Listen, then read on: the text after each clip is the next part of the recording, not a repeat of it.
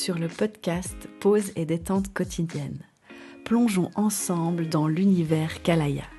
Kalaya, c'est bien plus qu'une marque. C'est l'histoire de deux amis passionnés de bien-être qui ont imaginé un univers où la détente est au cœur de chaque instant. Leur mission, vous offrir des moments d'évasion grâce à des produits naturels et fabriqués en Suisse, mais aussi à travers des escapades et des parenthèses de calme. Chaque épisode du podcast vous guide vers plus de sérénité et d'équilibre dans votre quotidien. Alors installe-toi confortablement, respire profondément et laisse-toi inspirer par cette douce aventure bien-être qui a été pensée avec amour et amitié.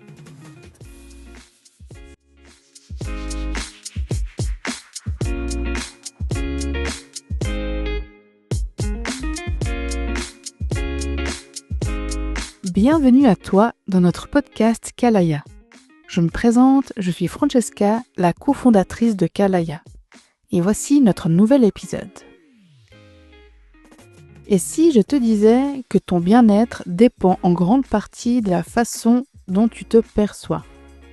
Aujourd'hui, on va parler d'un sujet essentiel mais souvent négligé, l'estime de soi. En fait, j'ai choisi d'aborder ce sujet après une conversation avec une amie. En discutant avec elle, j'ai réalisé à quel point l'estime de soi est une thématique qui touche de nombreuses personnes, y compris mon entourage et moi-même. Pourquoi est-elle si importante? Comment influence-t-elle ton quotidien, ta sérénité, tes choix et surtout comment la renforcer?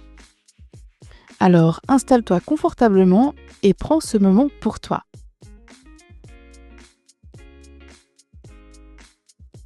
Tout d'abord, il faut comprendre qu'est-ce que l'estime de soi.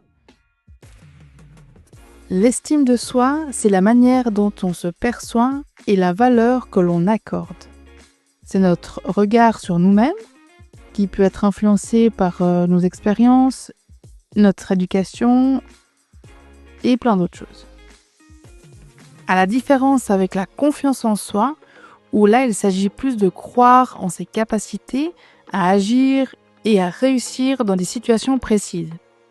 Comme par exemple prendre la parole en public, relever un défi ou apprendre quelque chose de nouveau. En résumé, on peut être confiant dans certaines compétences tout en ayant une estime de soi fragile.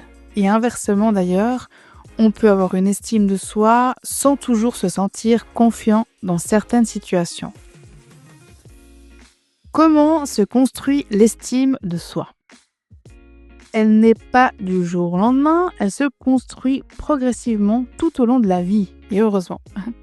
Comme mentionné auparavant, à travers l'éducation, les expériences et l'environnement aussi. Dès l'enfance, l'éducation joue un rôle très important. Les paroles, certaines phrases qui marquent. Je suis sûre que tu as en tête des mots ou des phrases qui t'ont marqué. Il y a aussi les encouragements et le regard que portent les parents qui influencent la perception que l'on a de soi.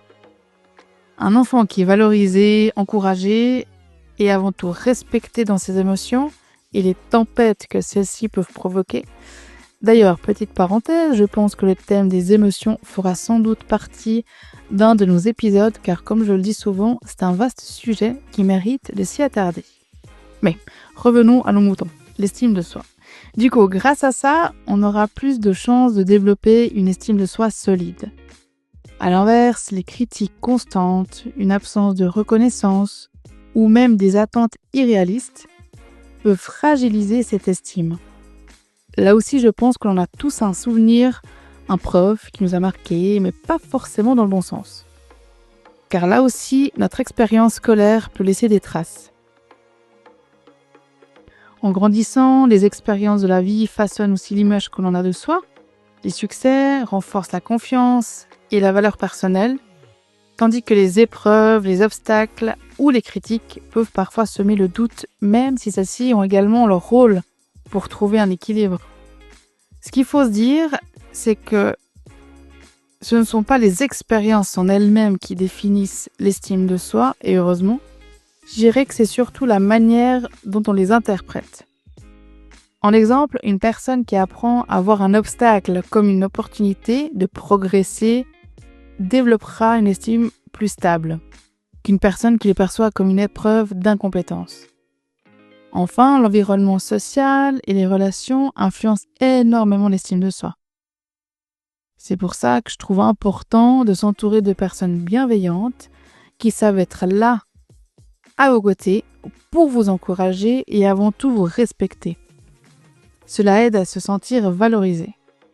À l'inverse, évoluer dans un climat néfaste où l'on est constamment rabaissé ou comparé aux autres peut user ou affaiblir l'estime de soi. Ça paraît logique, mais il arrive qu'on laisse certaines personnes malveillantes ou des situations négatives et répétitives s'installer, sans toujours prendre conscience immédiatement, alors que cela a clairement un impact. Mais la bonne nouvelle, car il y a toujours du positif, c'est que l'estime de soi n'est pas figée. Elle va évoluer, se renforce et se reconstruit avec un travail sur soi.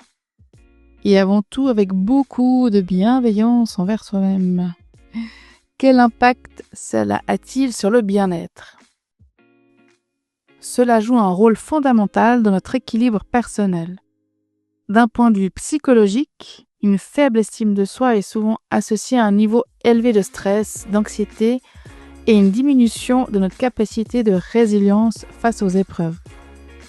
Au quotidien, ça se manifeste dans nos relations. On aura tendance à s'effacer, à accepter des comportements nocifs.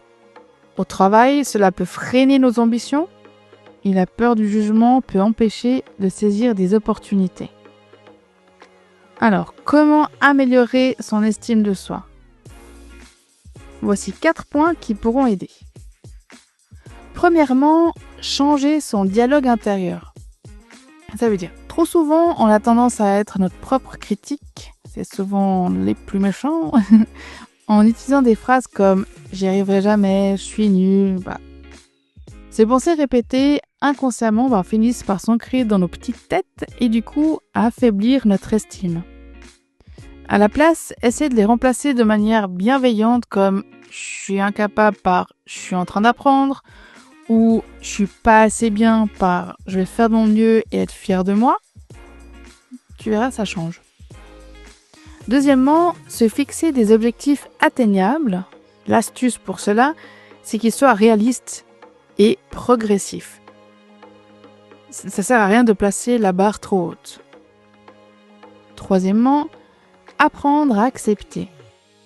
Reconnaître que nous n'avons pas besoin d'être parfaits pour avoir de la valeur. Apprendre à voir ce que nous avons déjà accompli plutôt que de se focaliser sur ce qui manque. Et le quatrième, prendre soin de soi. Car comme mentionné avant, l'environnement dans lequel nous évoluons joue un rôle clé.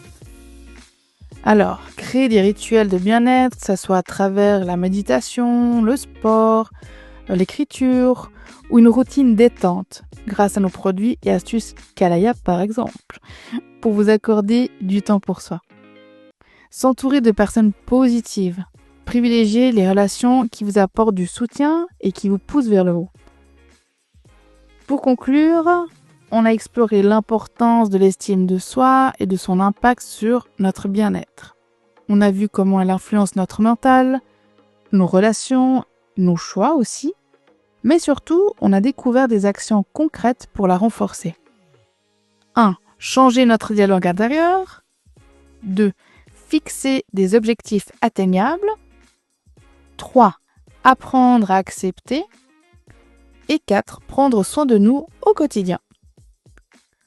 N'oublie pas, avance à ton rythme et entoure-toi de belles personnes pour nourrir positivement ton estime de soi.